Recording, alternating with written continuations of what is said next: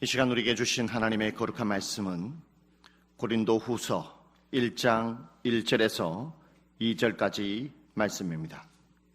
신약성경 286면쯤에 있습니다. 고린도후서 1장 1절에서 2절까지 말씀입니다.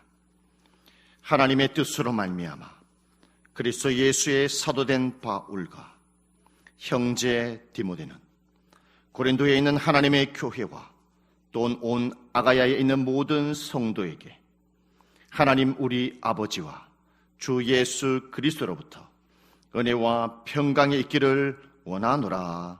아멘. 신앙은 뿌리가 튼튼해야 합니다. 왜냐하면 식물은 뿌리가 튼튼해야만이 튼튼한 식물이 되며 좋은 꽃을 피우고 좋은 열매를 맺을 수 있기 때문입니다. 우리의 신앙도 마찬가지입니다. 우리의 신앙의 뿌리가 튼튼해야만이 하나님이 기뻐하고 좋은 신앙인이 될 수 있다라는 것입니다. 오늘 고린도 후서를 통해서 그것을 살펴보도록 하겠습니다. 고린도 교회는 바울이 개척한 교회입니다. 바울은 18개월 동안 고린도 교회에 목회를 하고 교회를 떠나게 되죠. 고린도 교회를 떠난 이후에 바울 사도는 고린도 교회의 사정과 상황을 듣게 됩니다. 첫 번째로 교회 당파 싸움으로 다툼이 있다라는 소식을 듣게 되고, 두 번째로는 고린도 교회의 성도들이 도덕적으로 타락하고 있다라는 소식을 듣게 됩니다. 세 번째로는 놀랄만한 다양한 신앙적, 탈선적 신앙을 하고 있다라는 이 소식을 바울 사도가 듣게 되죠. 바울 사도는 이 문제를 해결하기 위해서 첫 번째 편지를 쓰게 됩니다. 그 첫 번째 편지가 바로 고린도 전서였다라는 것이죠. 바울 사도는 첫 번째 편지를 써서 보내고 난 이후에 첫 번째 편지인 고린도 전서를 받은 고린도의 성도들이 어떠한 반응이 있는지, 변화가 있는지, 어떻게 되었는지 매우 궁금한 상황 속에 있었습니다. 그때 고린도 교회의 사정을 잘 알고 있는 디도를 바울 사도가 만나게 됩니다. 바울은 첫 번째 편지를 보고 고린도 교회의 성도들의 반응은 어떠한지를 디도에게 자세하게 물어보게 됩니다. 디도를 통해서 고린도 교회의 상황을 파악한 이후에 바울 사도는 두 번째 편지를 쓰기를 결심하게 됩니다.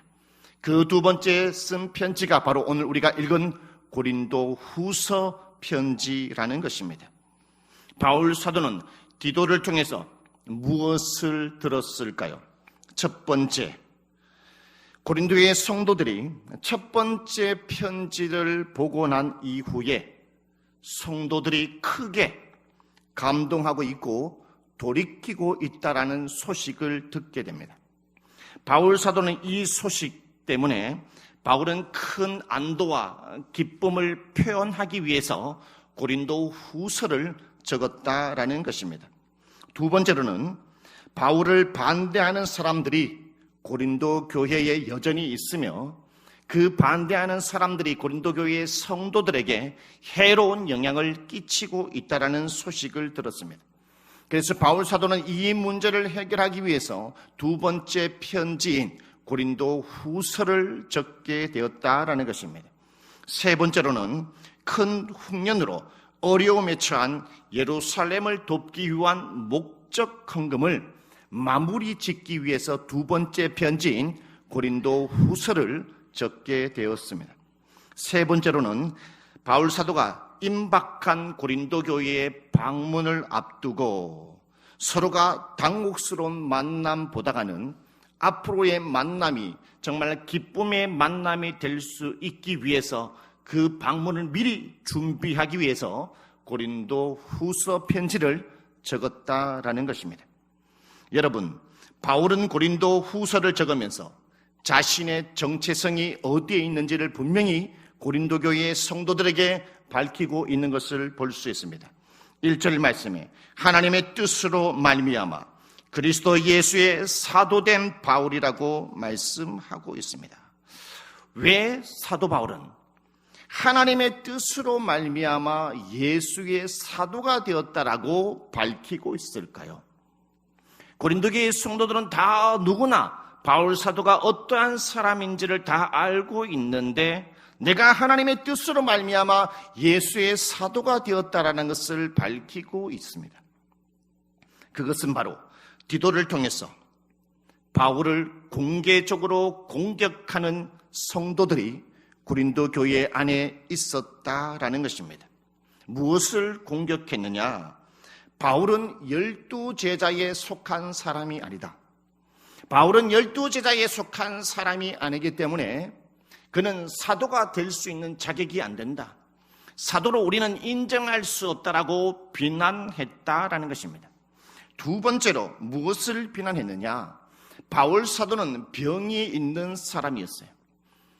어떻게 병이 있는 사람이 주님의 사도가 될 수 있느냐? 그래서 성도들은 바울을 비난하며 공격하면서 바울은 사도가 될 수 있는 부분에 대해서 함량 미달이다, 자격이 안 된다, 이렇게 비난을 했다라는 것입니다. 고린도 후서 12장 7절 8절 말씀에 여러 계시를 받은 것이 지극히 크므로 너무 자만하지 않게 하시려고 내 육체의 가시 곧 사탄의 사자를 주셨으니 이는 나를 쳐서 너무 자만하지 않게 하려 하심이라. 이것이 내게서 떠나가게 하기 위하여 내가 3번 죽게 간구하였더니. 바울 사도도 이 병을 치료하기 위해서 주님께 3번씩이나 간구 기도했다라는 것입니다. 그것처럼 바울 사도는 이 병 때문에 큰 어려움이 있었다라는 것을 알고 있죠. 그래서 바울 사도를 공격하는 고린도 교회의 성도들, 자신을 향하여 함량 미달이라고 비난하였던 사람들로부터 오늘 바울 사도는 자신의 정체성이 어디에 있는지를 확신하게 나타내고 있다라는 것입니다. 1절에 말씀하죠. 나는 하나님의 뜻으로 말미암아 그리스도의 예수의 사도된 바울이라고 분명히 말합니다. 나는 사람의 뜻으로 예수의 사도가 된 것이 아닙니다. 누구 때문에 사도가 된 것이 아니라 하나님의 뜻으로 예수의 사도가 되었다라고 분명히 나의 정체성이 어디에 있는지를 분명히 밝히고 있는 것이죠. 나는 예수님이 부르신 확실한 사도이다. 바울은 자신의 정체성이 예수님에 있었기 때문에 이런 칼날 같은 비난 속에서도 그 사람들의 소리를 듣고 넘어졌던 것이 아니라 그는 굳건하게 설 수 있었다라는 것입니다. 우리도 근심과 걱정, 사단의 공격으로부터 우리가 넘어지지 않기 위해서는 저와 여러분도 바울 사도처럼 나의 정체성을 확실하게 할 필요가 있다라는 것입니다. 나는 예수님의 자녀다. 나의 구원자는 예수님이다라는 것을 분명한 신앙의 정체성을 가지고 있어야 합니다. 나의 이 문제, 나의 이 질병, 나의 이 모든 고난의 문제를 해결하실 수 있는 분은 오직 나의 구원자 예수님이라는 것을 분명히 정체성을 우리가 가지고 있을 때에 우리는 넘어지지 아니할 수 있다라는 것입니다. 다윗의 고백을 통해서도 우리는 잘 알 수 있습니다. 시편 18편 1절 3절과 6절의 말씀에 보면 나의 힘이신 여호와여 내가 주를 사랑하나이다.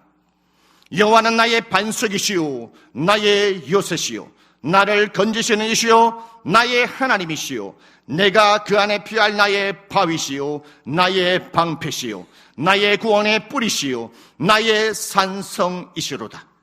내가 찬송받으실 여호와께 아뢰리니 내 원수들에게서 구원을 얻으리로다. 내가 환난 중에서 여호와께 아뢰며 나의 하나님께 부르짖었더니 그가 그의 성전에서 내 소리를 들으시며 그의 앞에서 나의 부르짖음이 그의 귀에 들렸도다. 할렐루야.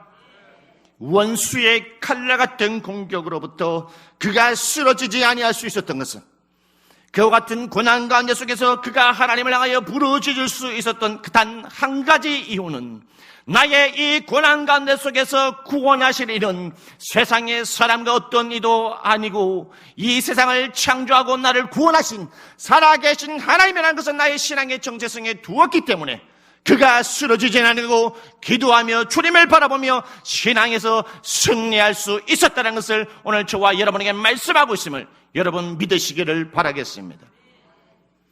나의 신앙의 정체성이 예수님에게 있을 때 우리는 다른 사람을 세워줄 수 있습니다.